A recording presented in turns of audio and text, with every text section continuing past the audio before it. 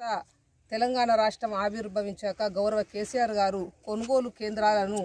రైతులకు ఇబ్బంది కాకుండా దూర ప్రాంతాలకు హెడ్ క్వార్టర్కే తీసుకుపోవాలని ఉమ్మడి రాష్ట్రంలో ఉన్నప్పుడు అలా కాకుండా మన తెలంగాణ రాష్ట్రంలో ఎక్కడైతే రైతులు ఎక్కువ శాతము పొలాలు ఉంటావో అక్కడనే ఆ ఊర్లోనే కొనుగోలు కేంద్రాలు చాలా మట్టుకు కూడా ప్రారంభించడం జరిగింది. ఎందుకనంటే అక్కడ రైతులు ఇబ్బంది పడకుండా వారి యొక్క ధాన్యాన్ని వారే చూసుకునే తందుకు కూడా ఇబ్బంది లేకుండా ఉండేతందుకే ఇటువంటి కార్యక్రమాలు చేయడం జరిగింది. మరి ఇంతకుముందు ఏవో గారు అన్నట్టుగా కొనుగోలు కేంద్రాల్లో మరి 15% తేమ ఇట్లా లేకుండా వాటిని